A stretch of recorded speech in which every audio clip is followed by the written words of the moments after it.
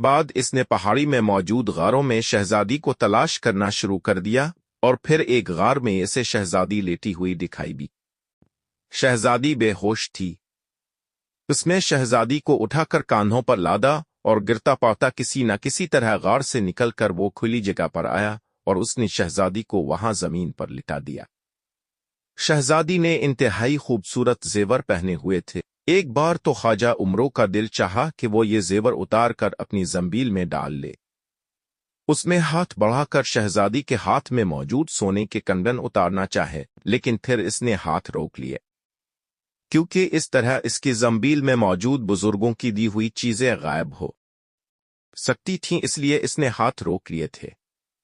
इसके साथ ही इसे ख्याल आया कि अब इस उकाब परी को बुलाया जाए, लेकिन इसे याद आ गया कि बोलने वाली गुड़िया ने बताया था कि इसे जंबील में मौजूद तमाम दौलत उकाब परी को देना पड़ेगी और ऐसा वो किसी सूरत भी ना कर सकता था। चनांचे इसने अयारी करने का सोचा। वो दौड़कर एक बड़े गार में आया।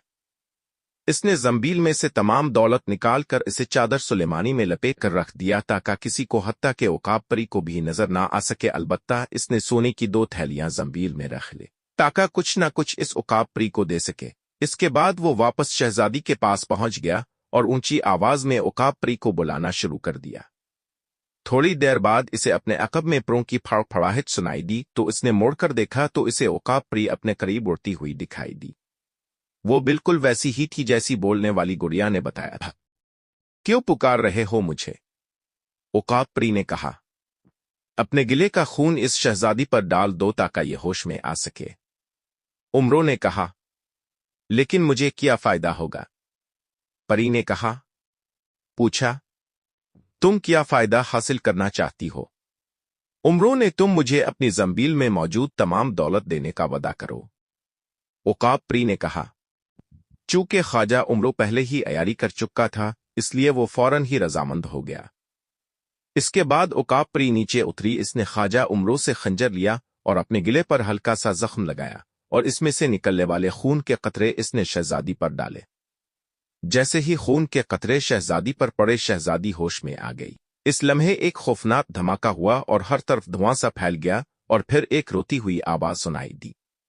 जादूगर था।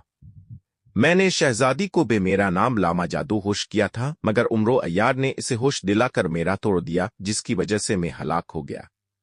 आवाज बंद हुई तो धुआं भी खत्म हो गया। अब निकालो दौलत, उकाब परी ने कहा तो उमरों ने जंबील में से 2 थैलियां निकाल कर बाहर रख दे। जो दौलत तुमने चादर सुलेमानी में डालकर गार में छुपा रखी है वो भी दो। उकाब परी ने कहा तो उमरों अय्यार बे इख्तियार उछल पड़ा। इसके चेहरे पर हवाइयां उड़ने लगे। चनांचे इसने फौरी फैसला कर लिया कि इस उकाब परी को, जो दरअसल जादूगिरनी है, हलाक कर देना चाहिए। इसने जंबील में से खंजर निकाला और कित उकाब परी के पेट में मार दिया।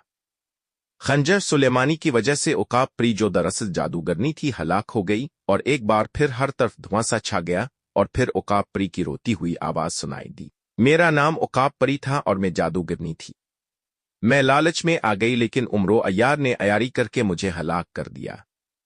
जब आवाज बंद हुई और धुआं छुट गया तो वहां उकाब परी की लाश पड़ी थी। उमरों अपनी दौलत वापस उठा लेता है। वो शहजादी को साथ लेकर वापस जाने की तैयारी करता है। वो सारी दौलत अपनी जंबील में रख लेता है। फिर वो वापस शहजादी के पास आता है। शहजादी अब मुकम्मल होश में आ चुकी होती है। वो शहजादी को साथ लेकर उड़ने की तैयारी करता है। उड़ने वाली जूतियां उन्हें आसमान में ले जाती हैं। वो तेजी से तोरान की तरफ सफर करते हैं। उमरों शहजादी को सही सलामत महल में ले आता है। बादशाह अपनी बेटी को देखकर खुश हो जाता है। बादशाह इसे बड़ा इनाम देने का ऐलान करता है। खजाने के संदूक उमरों के सामने रखे जाते हैं। उमरों खुश हो जाता है। वो दिल ही दिल में खुश होता है कि इसने दौलत भी बचा ली और इनाम भी पा लिया।